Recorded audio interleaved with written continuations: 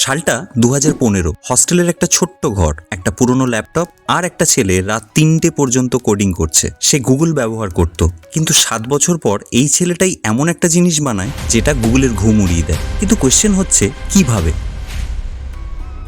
এই ছেলেটার নাম অরবিন্দ শ্রীনিবাস। চেন্নাইয়ের এক সাধারণ মিডল ক্লাস পরিবারের ছেলে।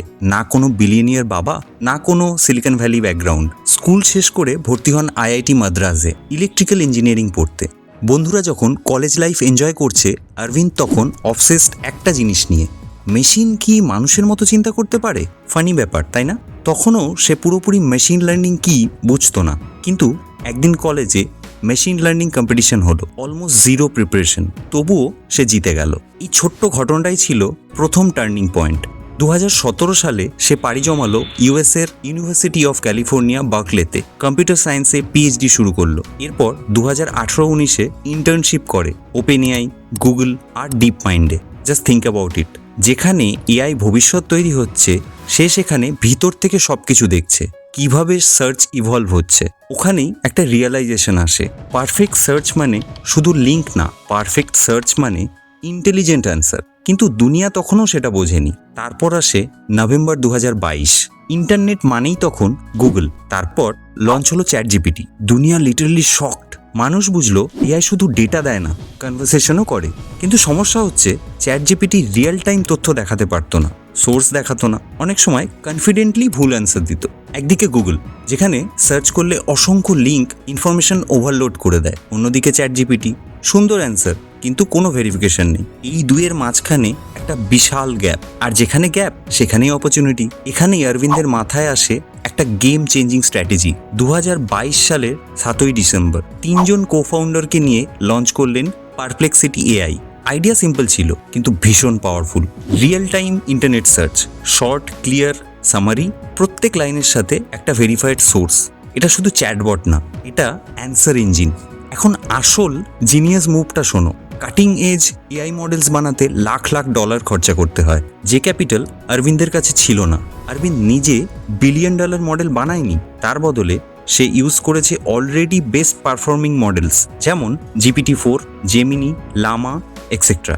এপিআই দিয়ে এগুলো নিজের প্ল্যাটফর্মের সাথে ইন্টিগ্রেট করে ইউজারকে দিয়েছে clear, verified and simple answer. এটার অ্যাডভান্টেজ হলো একটা মডেল ফেল করলে সুইচ করে যাওয়া যায়, লিগাল ইস্যু হলে রিপ্লেস করে দেওয়া যায়, অ্যান্ড ইনফ্রাস্ট্রাকচার কস্ট ম্যাসিভলি কম।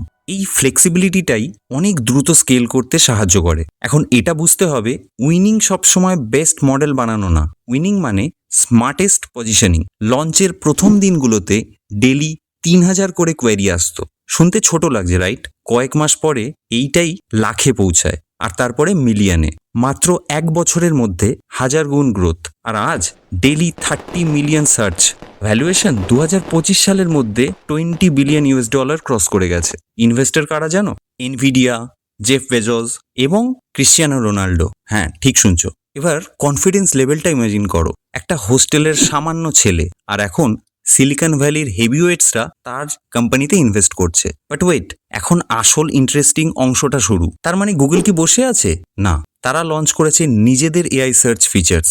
কিন্তু একটা সমস্যা আছে, গুগলের 80% রেভিনিউ আসে অ্যাডস থেকে। যদি তারা ডাইরেক্ট অ্যান্সার দিতে শুরু করে, মানুষ লিঙ্কে ক্লিকই করবে না। আর নো ক্লিক মানে no ad revenue. Business model conflict করবে। অনেকে বলবে গুগল চাইলে কালেই এটা বানাতে পারে। টেকনিক্যালি হ্যাঁ, কিন্তু স্ট্র্যাটেজিক্যালি অনেক কঠিন। কারণ গুগলের ম্যাসিভ অর্গানাইজেশন স্ট্রাকচার এটা স্লো ডিসিশন নিতে বাধ্য করে। এছাড়া শেয়ার হোল্ডারদের প্রেশার তো আছেই। সেই তুলনায় স্টার্টআপসরা অনেক তাড়াতাড়ি মুভ করতে পারে। অরবিন্দ বুঝেছিল সাইজের থেকে এখানে স্পিড অনেক বেশি জরুরি। এখানেই পুরো খেলাটা পাল্টে যায়। এই গল্প শুধু একটা এআই স্টার্টআপের না, এটা একটা মাইন্ডসেটের গল্প। ক্লিয়ার ভিশন, রাইট টাইমিং এবং স্মার্ট এক্সিকিউশন থাকলে একটা মিডল ক্লাস ছেলে $1 ট্রিলিয়ন ইকোসিস্টেমকে চ্যালেঞ্জ করতে পারে। ফিউচার শুধু সার্চ ইঞ্জিন নয়, ফিউচার হলো অ্যান্সার ইঞ্জিন।